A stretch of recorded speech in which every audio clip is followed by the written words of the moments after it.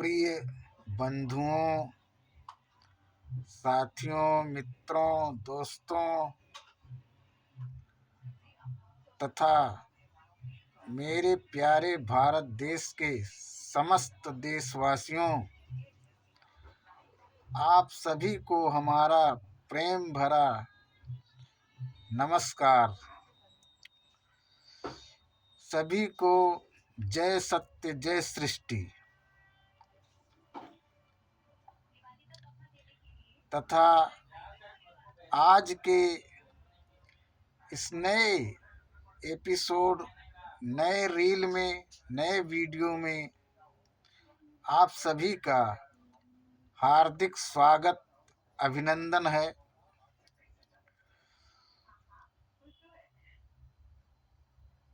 और आप सभी का बहुत बहुत आभार है कि आप सभी हमारे वीडियो को, हमारी बातों को सुनते हैं, देखते हैं।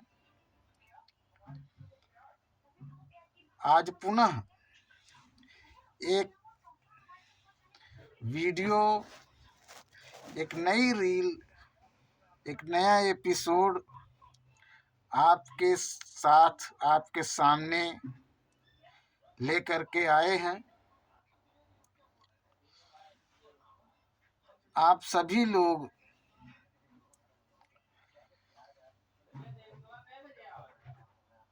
देखिए, तथ्यों को समझिए, सुन करके। सज्जनों, प्रिय सज्जन वृंद,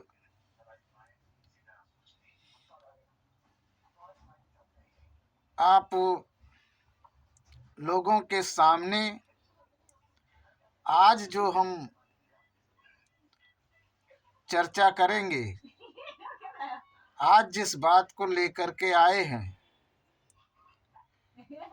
वह चर्चा हम करेंगे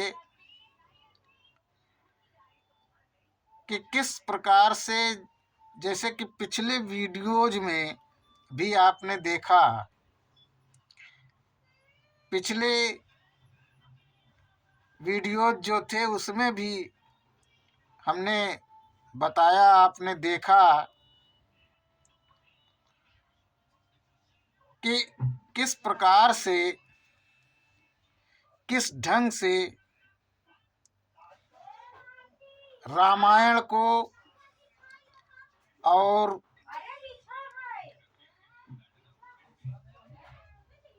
अन्य सनातन धर्म ग्रंथों को काल्पनिक ढंग से कल्पना करके किस तरीके से, काल्पनिक तरीके से लिखा गया है।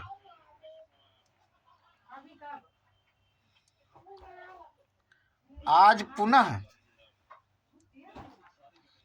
हम उसी बात को लेकर के आज फिर आए हैं आपके सामने। आज हम चर्चा करेंगे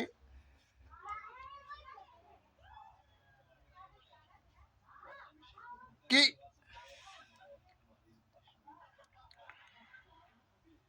रामायण और श्रीमद् भागवत पर आज जो हमारी चर्चा मुख्य रूप से होगी, वह रामायण और श्रीमद् भागवत पर होगी।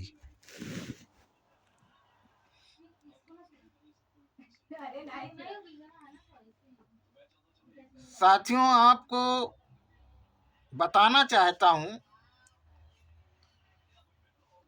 कि जो सनातन धर्म ग्रंथ, जिसे लोग हिंदू धर्म ग्रंथ भी कहते हैं, वह उसके जो कथाएं हैं, वैसे तो साथियों स्वामी विवेकानंद ने भी इस बात को स्वीकार किया है और कहा है कि जो सनातन धर्म ग्रंथ हैं, उनकी जो कथाएं हैं, जैसे राम कथा हुआ, श्रीमद् भागवत कथा हुआ, जो कथाएं हैं, वो कथाएं आर्यों अनार्यों के बीच जीवन पर्यंत होने वाले संघर्षों का वृत्तांत है। यह विवेकानंद ने कहा।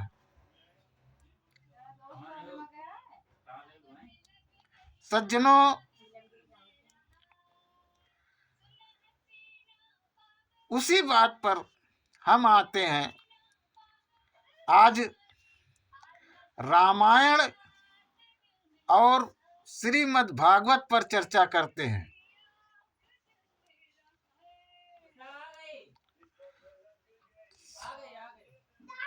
आप लोगों को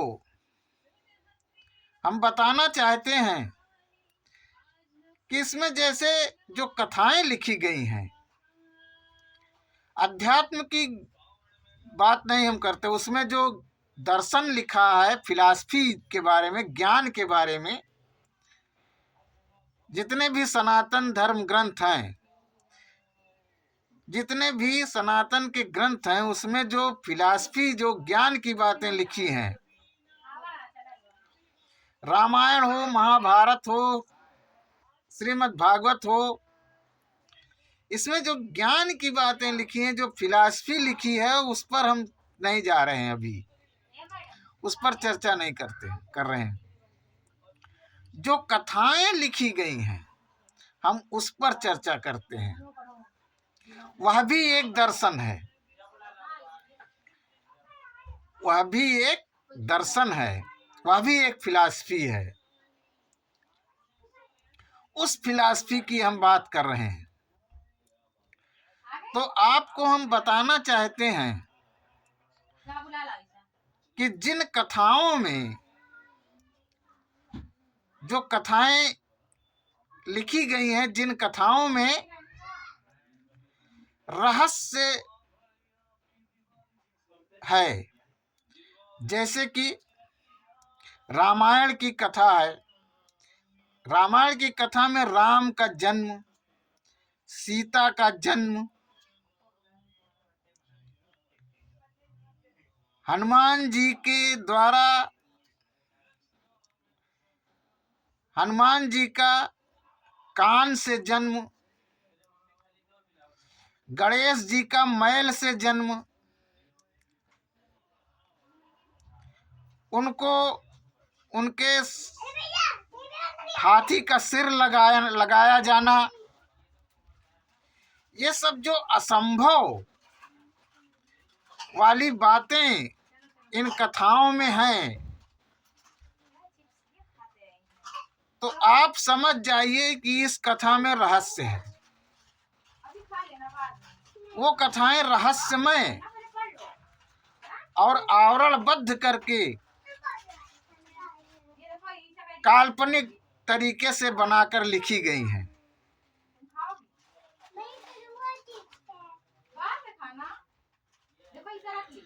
सज्जन वृंद, प्रिय सज्जनों, जो रामायण है और जो महाभारत, वो जितने भी सनातन धर्म ग्रंथ हैं, जितने भी सनातन ग्रंथ हैं, श्रीमद् भागवत है, रामायण है,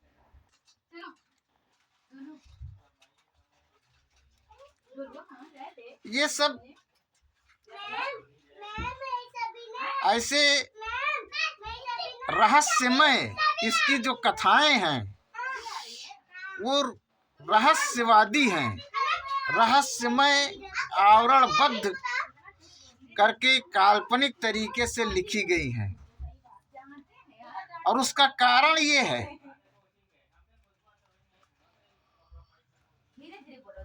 कि ये जो कथाएं हैं ये अतीत के समाजों का, अतीत की संस्कृति का, अतीत के समाज का एक दर्शन है, एक सामाजिक चित्रण है। उस समय के समाज का सामाजिक चित्रण है। उस सामाजिक चित्रण को रहस्यमय तरीके से, रहस्यमय ढंग से आवरणबद्ध करके काल्पनिक तरीके से रचा गया, लिखा गया।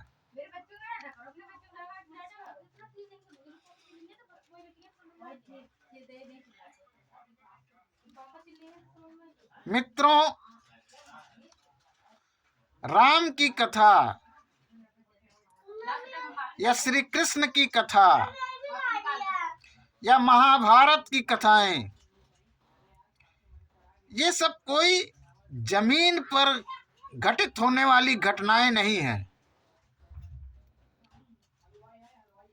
ये घटनाएं जमीन पर नहीं घटित हुई हैं, बल्कि ये अतीत के जो समाज थे, जो अतीत का समाज था, उस समाज का जो सामाजिक चित्रण है, जो दर्शन है, उसको इस तरीके से रहस्यमय बना करके, आवरणबद्ध करके, काल्पनिक ढंग से लिखा गया। इसके अंदर भेद है, रहस्य है। साथियों, इस रहस्य को जो जानने वाला है, वह जब मिलेगा तो आपको उस रहस्य को बताएगा, आपको समझाएगा, तो आपके समझ में आएगा। उन रहस्यों को समझने के लिए कोई उसको जानने वाला, उस रहस्य को जानने वाला, उसका भेदी होना चाहिए, जो बता सकेगा। जो वो बताएगा वही तब समझ में आएगा। जैसे कि हम जाते हैं भूल भुलैया देखने, तो जब भूल भुलैया देखने जाते हैं तो एक गाइड लेते हैं। अगर गाइड को साथ में लेकर के नहीं जाएंगे तो हम रास्ता भटक जाएंगे। ठीक इसी तरह से ये जो कथाएं हैं, इसको, इसके भेद को समझाने वाला, इसके रहस्य को समझाने वाला, उसको जानने वाला, जो उसका जानकार होगा, उससे जब मिलेंगे, उसको जब समझाएंगे, उससे जब समझेंगे, जब वो समझाएगा उस भेद को, उस रहस्य को, जो जानकार है उसका, जो उस भेद को, उस रहस्य को जानता है इन कथाओं के, उससे जब आप मिलेंगे और उससे बात करेंगे, तब वह जब इसको समझाएगा, इसके रहस्य को उद्घाटन करेगा, खोलेगा, इस आवरणबद्ध जो है इसको अनावृत करेगा, अनावरण करेगा, इसका खोल कर रख देगा, तब समझ में आएगी बात। इस चीज को हम एक उदाहरण के माध्यम से, एक कथा के उदाहरण के माध्यम से आपको समझाना चाहते हैं। एक कथा का उदाहरण देते हैं, किस तरीके से ये कथाएं रहस्यमय है, लिखी गई हैं, और उस कथा के उदाहरण से हम आपको समझाना चाहते हैं।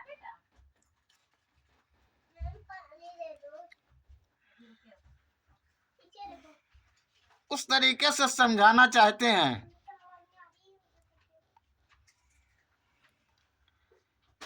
सज्जनों, वो कथा ये है कि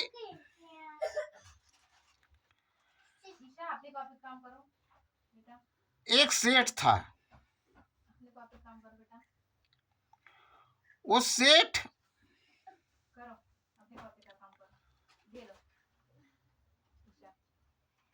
एक बड़ा सेठ था। वो सेठ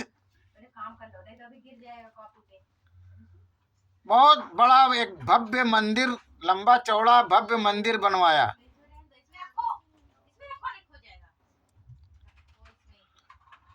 और वो मंदिर बनवा करके कुछ दिन बाद उस सेठ का देहांत हो जाता है। वह सेठ गुजर जाता है। सेठ के गुजर जाने के बाद उसका लड़का उसकी दुकान को, उसके कारोबार को संभालता है। जब वह लड़का उसके कारोबार के, उसके दुकान को संभालने लगता है तो वो उसके जो ग्राहक थे सेठ के, वह कटने लग जाते हैं। वह ग्राहक दुकान छोड़ देते हैं और धीरे धीरे कारोबार जो था, जो दुकान थी, वो घाटे में आ गई। और घाटे में जाते जाते दुकान टूट गई, दुकान समाप्त हो गया। साथियों, वह लड़का दुकान टूट जाने के बाद फिर देखता है कि हमारे पिताजी कहीं कुछ धन वगैरह गाड़ करके रखे हैं कि नहीं, क्योंकि जो पूंजी थी वह लड़का और उसके परिवार मिल करके खा गए, खत्म हो गया। अब वह जब देखता है पिताजी की डायरियों को, फाइलों को, कागजों को, देखता है कि इसमें कुछ कहीं लिखा है, कहीं कुछ है कि जमीन कहीं की गड़ा उड़ा धरा हो, गाड़ वाड़ करके हमारे पिताजी कहीं रखे हों, हो सकता है किसी डायरी वगैरह में लिखे हों। तो उसको एक डायरी मिलती है और वह डायरी में लिखा था कि मंदिर के गुंबद में धन ढेर सारा गड़ा हुआ है, किंतु फला महीने के फला तिथि को, फला समय को निकाला जा सकता है। सज्जनों, वह लड़का उसी महीने की, उसी तिथि, उसी समय पे पूरा मंदिर तोड़वा देता है और धन नहीं मिलता है, कोई धन उसमें प्राप्त नहीं होता उसको, और मंदिर भी टूट गया। अब उसको समाज के ताने भी मिलने लगे कि कितना कपूत है सेठ का लड़का, कितना नालायक है। पिता कितना धर्मात्मा था, सेठ जी कितने धर्मात्मा थे कि एक मंदिर बनवाए थे, लड़के ने उसको भी तोड़वा दिया। अब इस घटना से वो इतना आहत हुआ कि बहुत दुखी और उदास रहने लगा। एक दिन उदास बैठा था अपने घर के बाहर, तभी उधर से एक संत गुजर रहे थे। तो वह संत, उन्हें उसको देखा तो उसके पास कुछ दान मांगने के लिए गए, किंतु जब उसको उदास देखा तो उससे कारण पूछा कि क्यों भाई, क्यों उदास हो। तो वह बताने से इनकार कर रहा था, बता नहीं रहा था, कह रहा था छोड़ो, जाने दीजिए। किंतु बार बार आग्रह करने पर बार बार पूछने पर उसने सारी घटना बताई कि हमारे साथ ऐसे ऐसे घटित हुआ। इस प्रकार से ये हमारी घटना से है जिससे हम दुखी हैं, उदास हैं, आहत हैं हम। तो सेठ जी ने उसको वो संत जी ने उसको सांत्वना दिया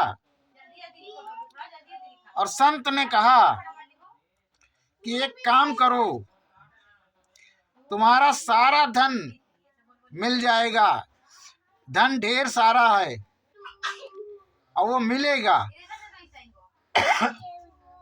किंतु तुम्हें एक काम करना होगा। उसने कहा क्या? तो संत जी ने कहा कि जितना लंबा चौड़ा मंदिर आपके पिताजी ने बनवाया था, उसी नाप में लंबाई चौड़ाई के पुनः मंदिर बनवाइए, किसी भी तरीके से बनवाइए, लोगों से दान लेकर के, चंदा लेकर के बनवाइए। हम भी सहयोग करेंगे, जो है आपके साथ चलेंगे, चंदा लेंगे, दान लेंगे, सहयोग कर देंगे और मंदिर उसी नाप में बनवाइए, उसी लंबाई चौड़ाई में, फिर आपका धन मिल जाएगा। तो वह लड़का कहा अच्छी बात है। तो दोनों संत और वो सेठ का लड़का दोनों मिल करके प्रयास किए, लोगों से धन इकट्ठा किया, चंदा लिया और मंदिर उसी नाप में, उसी लंबाई चौड़ाई में पुनः बनवाया। जब मंदिर बनकर तैयार हो गया तो संत ने कहा कि जब वो महीना, वो तिथि, वो समय आएगी धन निकालने वाला, तब उसके 2 दिन पूर्व मुझे सूचित कर देना, मैं आऊंगा और तुम्हारा धन मिल जाएगा। ठीक लड़के ने वैसे ही किया। जब समय आ गया, 2 दिन पूर्व संत जी को सूचना दिया उसने, और संत जी उसी दिन आए जिस दिन उसे निकालना था उस धन को, उसी तिथि में आए और आने के बाद वह बैठे रहे, उस समय का इंतजार करते रहे जिस समय पे धन को निकालना था। फिर जब वो समय आया तो लड़के से कहा कि जाओ देखो गुंबद की परछाई कहाँ पड़ रही है। जब गुंबद की परछाई जहाँ पे पड़ रही थी वहां लड़के ने देखा तो बताया संत जी को, तो जहां उस समय पे गुंबद की परछाई पड़ रही थी वहीं पर गोला बना दिया संत जी ने उसी परछाई पर और कहा यही खुदाई करो, धन मिल जाएगा। वास्तव में वहां पर खुदाई की गई तो धन प्राप्त हो गया। साथियों, कथा इसी तरीके से लिखी गई है, इसी प्रकार से कथाएं लिखी गई हैं। इसीलिए वेदी की जरूरत होती है। जो वेद को जानता हो, जो रहस्य को जानता हो, वही बता सकता है उस रहस्य को, उस भेद को। इसीलिए कहा कि वस्तु कहीं ढूंढे कहीं, वस्तु कहीं ढूंढे कहीं, कहीं विधि आवे हाथ, वस्तु तभी पाइए जब भेदी लीजिए साथ। जब भेदी साथ में लेंगे तो वस्तु मिल जाएगी। तो सज्जनों, आज हम चर्चा करेंगे कि रामायण और श्रीमद् भागवत की कथाओं का क्या रहस्य है, ये क्या है, राम कथा क्या है और श्री कृष्ण कथा क्या है।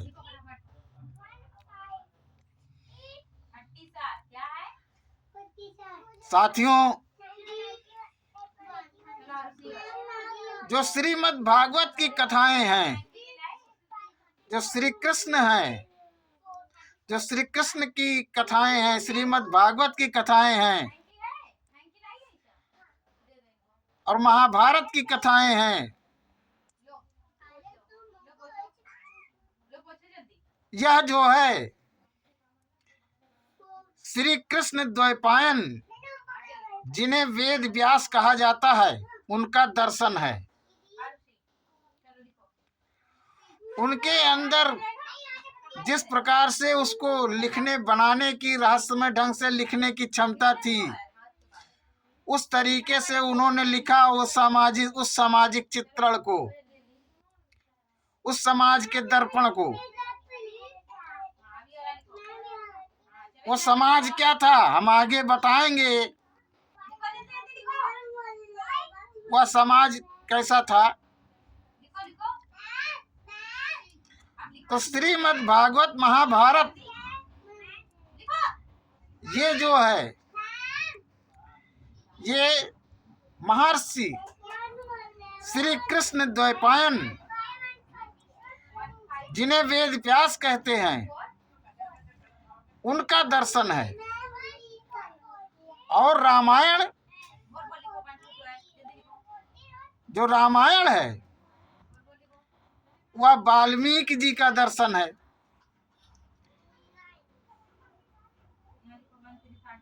उसको वाल्मीकि जी के अंदर जिस प्रकार से उसको रहस्यमय ढंग से लिखने की प्रवृत्ति थी, जिस तरीके से लिखने की, जिस तरीके से उस समय के सामाजिक चित्रण को जिस तरीके से रखने की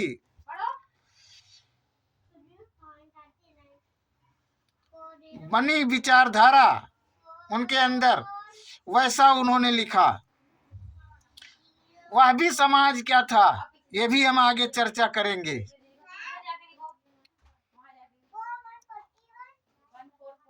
सज्जनों, जो ये वाल्मीकि का दर्शन है रामायण, और श्रीमद् भागवत कृष्ण द्वैपायन वेद व्यास का दर्शन है।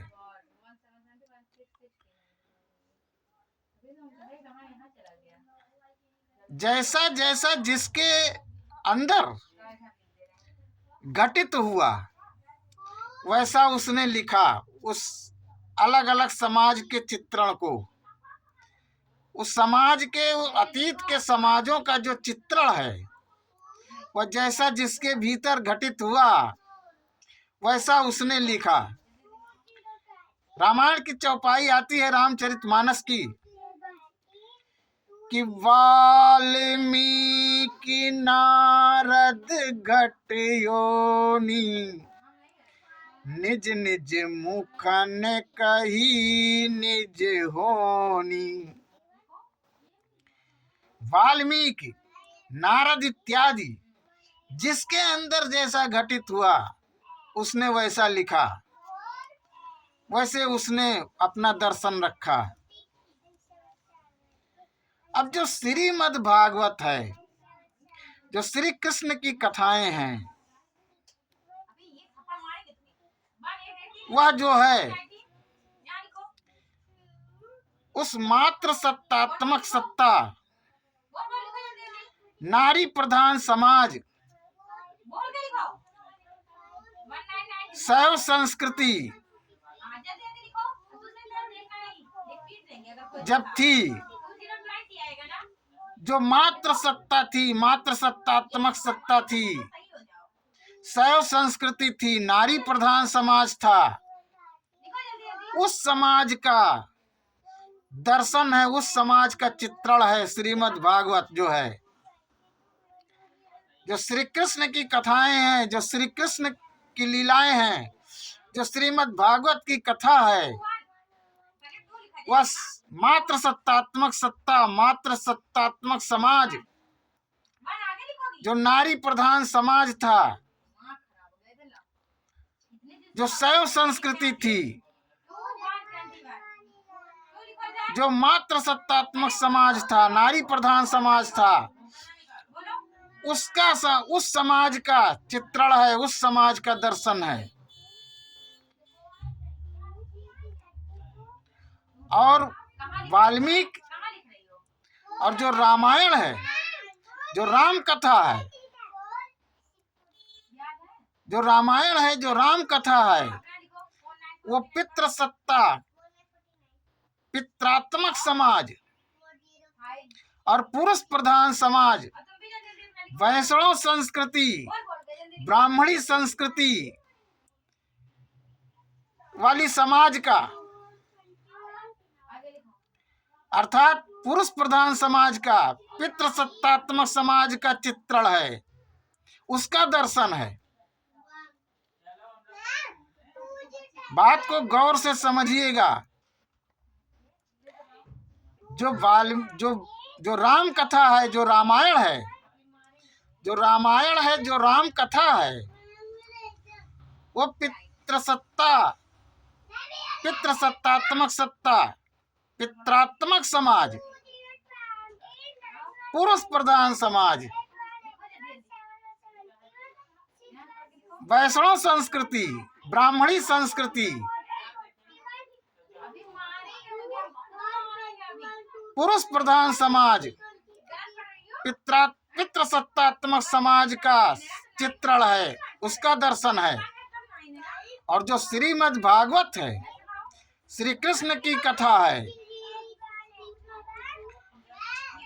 वह मात्र सत्तात्मक सत्ता, मात्र सत्तात्मक समाज, नारी प्रधान समाज, शैव संस्कृति का चित्रण है। नारी प्रधान समाज, मात्र सत्तात्मक सत्ता, मात्र सत्तात्मक समाज का चित्रण है। जो श्रीमद् भागवत है, जो श्री कृष्ण की कथा है, वह नारी प्रधान समाज, मात्र सत्तात्मक सत्ता, मात्र सत्तात्मक समाज का चित्रण है, शैव संस्कृति का चित्रण है, उसका दर्शन है। जो शैव संस्कृति थी, जो मात्र सत्तात्मक सत्ता थी, मात्र सत्तात्मक समाज था, नारी प्रधान समाज था, उसका चित्रण है, उसका दर्शन है।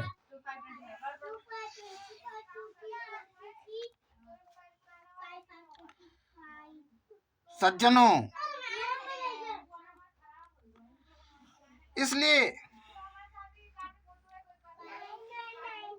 दोनों का अलग अलग दर्शन है। जिस समय समाज था, उसका अलग अलग सामाजिक चित्रण है, सामाजिक दर्शन है।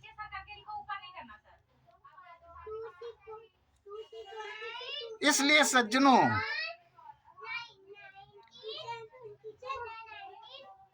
हम राम को नहीं मानते,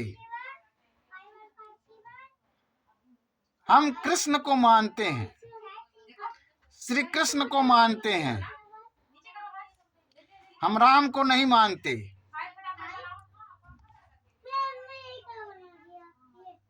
न मानने का मतलब ये नहीं है कि हम राम से नफरत करते हैं या राम को मानने वालों से नफरत करते हैं।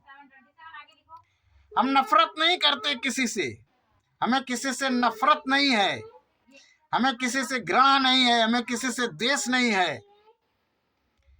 हम सबसे प्रेम करते हैं, प्रेम बांटते हैं। संसार में कोई भी ऐसी समस्या नहीं है, कोई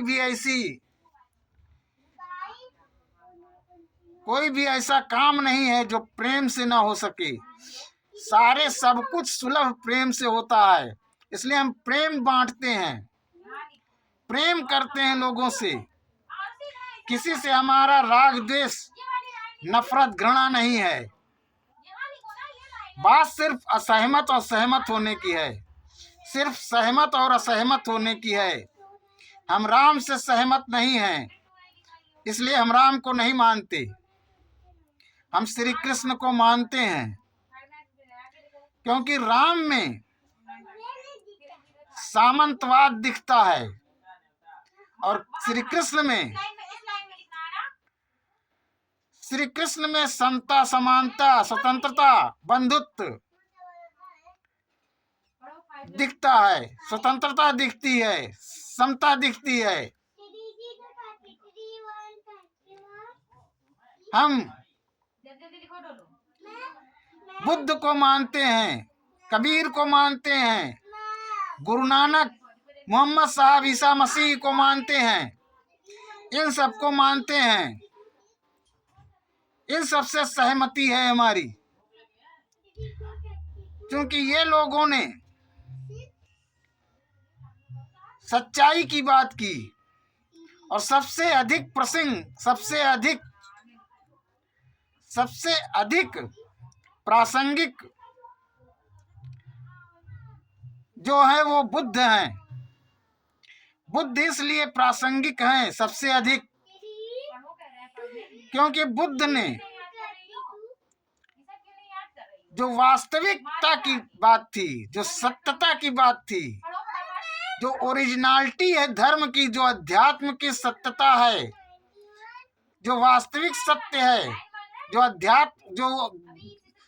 अध्यात्म वास्तविक में अध्यात्म है, वास्तविक में आध्यात्मिक सत्य है, उस सत्य को रखा। जो बुद्ध ने वास्तविक सनातन को रखा, वास्तविक सनातन धर्म की बात की, ओरिजिनलिटी सनातन को की बात की, जो ओरिजिनल सनातन है, जो वास्तविक सनातन धर्म है, उसकी बात की। बुद्ध ने उसकी चर्चा की है। उसमें न कोई मिलावट, न कोई पाखंडवाद, न कोई अंधविश्वास, कोई अंधविश्वास नहीं, कोई पाखंडवाद नहीं, कोई मिलावट नहीं बुद्ध की बातों में। उन्होंने जो वास्तविक सनातन धर्म है उसकी बात की है, उसकी चर्चा की है। इसलिए बुद्ध सबसे अधिक प्रासंगिक हैं। सज्जनों, उसी प्रकार कबीर हैं, गुरु नानक हैं, ईसा मसीह हैं, मोहम्मद साहब हैं। इसी कड़ी में तो इन लोगों से हमारी सहमति है, इन लोगों को हम मानते हैं। हम राम को नहीं मानते, क्योंकि उनमें सामंतवाद दिखता है और श्री कृष्ण में समता मूलक समाज दिखता है, समतावाद दिखता है, स्वतंत्रता दिखती है, बंधुत्व दिखता है, न्याय दिखता है।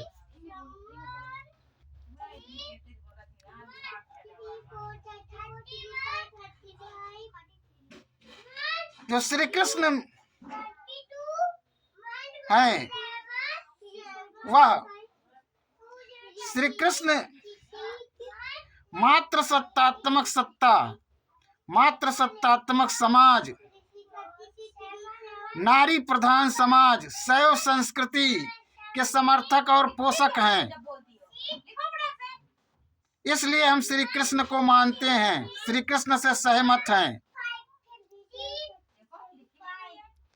क्योंकि वो मात्र सत्तात्मक समाज, नारी प्रधान समाज, शैव संस्कृति के पोषक और समर्थक हैं। और राम पितृसत्तात्मक समाज, पुरुष प्रधान समाज, वैष्णव संस्कृति, ब्राह्मणी संस्कृति के पोषक और समर्थक हैं। इसलिए हम उनसे असहमत हैं। जो राम है, जो राम कथा है, वह पितृसत्तात्मक समाज, पुरुष प्रधान समाज, वैष्णव संस्कृति ब्राह्मणी संस्कृति का पोषक और समर्थक है, इसलिए हम उससे असहमत हैं। सज्जनों, ये सब समझने की बात है। जो रहस्य है, जो कथाओं का रहस्य है, उसको जब आप समझ सकेंगे तब आप नीर चीर को अलग कर पाएंगे, दूध और पानी को अलग कर पाएंगे, सत्य और असत्य को, सच्चाई और झूठ को अलग कर पाएंगे। जो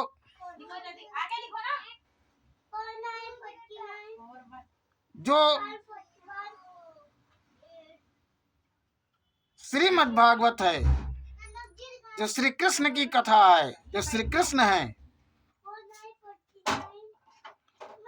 वह मात्र सत्तात्मक समाज, नारी प्रधान समाज, शैव संस्कृति का सामाजिक चित्रण है।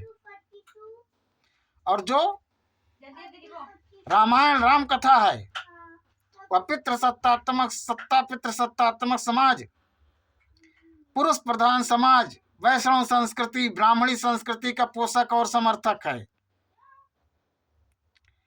इसलिए हम मात्र सत्तात्मक सत्ता वाले को, मात्र सत्तात्मक समाज वाले को, नारी प्रधान समाज वाले को, शैव संस्कृति वाले को, श्री कृष्ण को, उनसे सहमत और समर्थक, उसी के समर्थक हैं। राम से हमारा कोई दुराव नहीं है, सिर्फ सहमत असहमत की बात है। राम को मानने वालों से भी हमारा कोई दुराव नहीं है, सिर्फ सहमत और असहमत की बात है।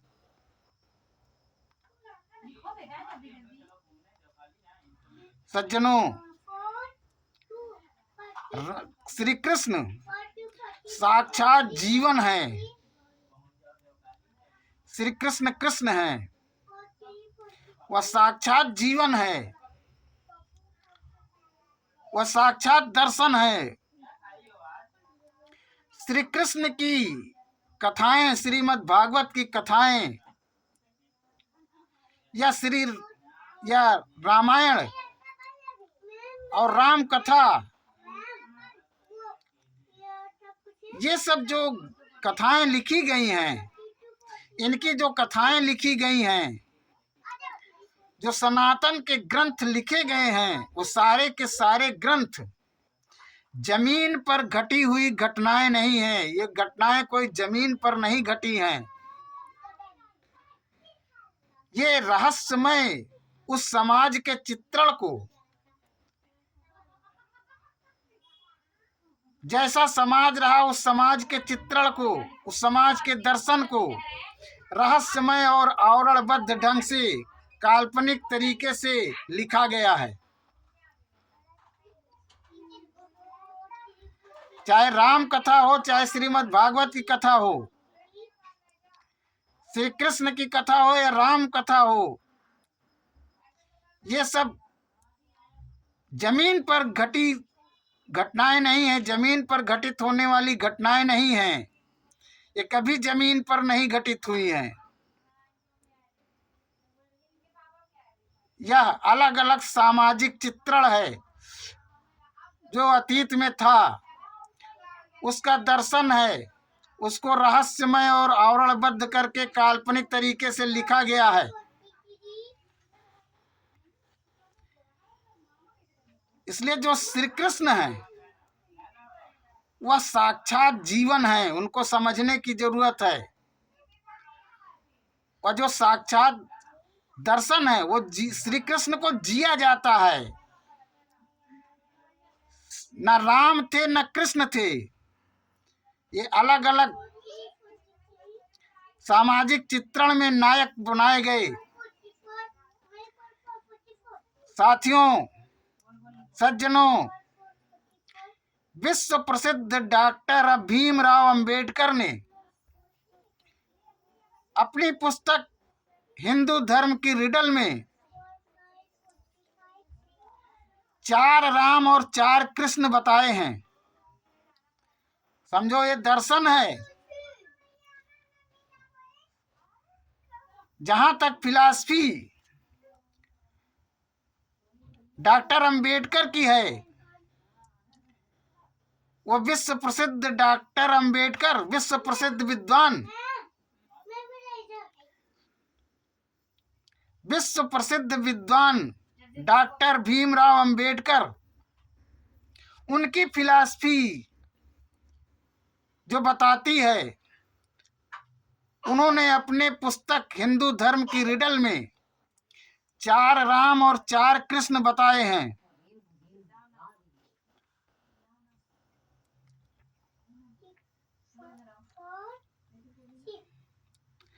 और हम सज्जनों, हम आपको अनेकों सीता, अनेकों राम, अनेकों राधा, अनेकों कृष्ण, अनेकों पार्वती, अनेकों शिव दिखा सकता हूं। हम आपको अनेकों पार्वती, अनेकों शिव, अनेकों राधा, अनेकों कृष्ण, अनेकों सीता, अनेकों राम दिखा सकता हूं। ये फिलॉसफी है, ये दर्शन है, इसको समझने की जरूरत है। सज्जनों, ये सब एक, जब अध्यात्म में उतरेंगे हम, जब अध्यात्म को जानेंगे, तब सारी बातें खुलती हैं, गुत्थी खुलती चली जाती है, समझ में आती है, सब सारी बातें समझ में आती है। इसलिए श्री कृष्ण जो है वह साक्षात जीवन है, उन्हें जिया जाता है। श्री कृष्ण को जिया जाता है, इसीलिए श्री कृष्ण को योगेश्वर कहा गया। वो योगेश्वर उनको कहा गया, योगियों के योगी, योगेश्वर श्री कृष्ण को कहा गया। उनको जिया जाता है, वो साक्षात दर्शन है। श्री कृष्ण एक जीवन है। वो श्री कृष्ण राम और श्री कृष्ण थे नहीं, श्री कृष्ण एक जीवन है, उनको जिया जाता है। श्रीमद् भागवत एक जीवन है, एक जिया जा सकता है, उसको समझ करके जिया जा सकता है। वह केवल ऐसे समझने की चीज है, वो केवल ऐसे नहीं है। श्री कृष्ण को जीवन में उतार कर देखिए, आनंद ही आनंद आएगा। श्री कृष्ण को जी कर देखिए, कितना आनंद आता है।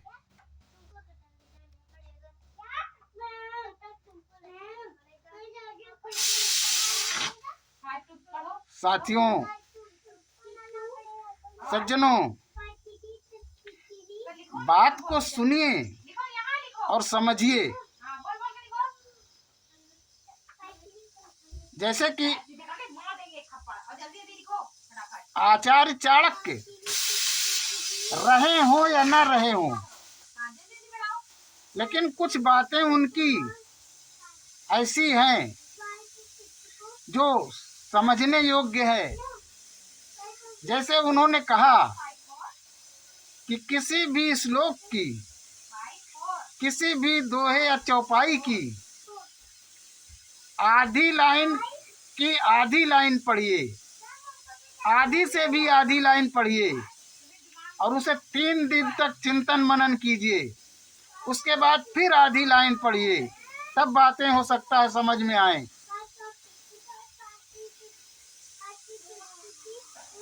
इसीलिए कहा गया, बहुकाल रहे संतों की टोली, तब आवे कहीं हंस की एक बोली, एक बोली। जब बहुत काल संतों की टोली रहेंगे, तब एक बोली कहीं सीखने को मिलेगी। जब बहुकाल करे सत्संगा, तब कहीं होए सब संशय भंगा। जब बहुत काल तक, बहुत समय तक कोई सत्संग करता है, तब उसका सारा संशय, सारा शंका का समाधान होता है। तो एक लाइन की आधी लाइन से भी आधी लाइन पढ़िए, 3 दिन तक चिंतन मनन कीजिए, फिर आधी लाइन पढ़िए, फिर चिंतन मनन कीजिए, तब बात हो सकता है समझ में आए। इसलिए सुनिए और समझिए, उसको चिंतन कीजिए, मनन कीजिए, तब बात समझ में आएगी।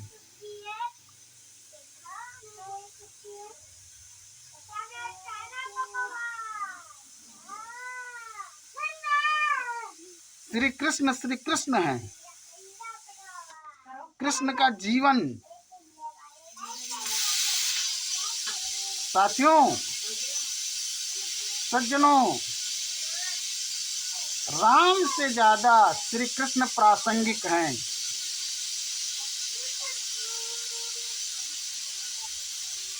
क्यों? इसलिए भी राम से ज्यादा श्री कृष्ण प्रासंगिक हैं, इसलिए भी कि राम अधूरे हैं और कृष्ण पूरे हैं। राम अपूर्ण हैं, कृष्ण पूर्ण हैं। कृष्ण को पूर्णता प्राप्त है, वो संपूर्ण हैं। क्योंकि राम सिर्फ मात्र 12 कला के अवतार हैं और कृष्ण 16 कला के अवतार हैं। श्री कृष्ण 16 कला के अवतार हैं, संपूर्ण हैं, वो पूर्ण हैं, पूरे हैं। और राम अधूरे हैं, मात्र 12 कला के अवतार हैं।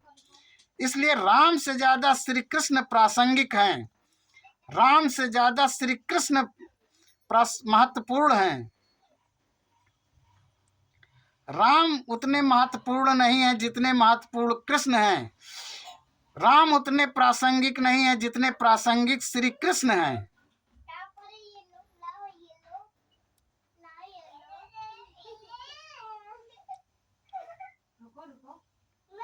राम अपूर्ण है, श्री कृष्ण पूर्ण है। इसलिए राम से ज्यादा श्री कृष्ण को समझने की आवश्यकता है, श्री कृष्ण को जानने की जरूरत है। ज्ञान और फिलॉसफी तो दोनों तरफ थी, उसकी बात अलग है। लेकिन जो कथाओं की फिलॉसफी है, वो हम यहाँ पर रखे हैं। इसलिए बात को समझने का प्रयास कीजिए।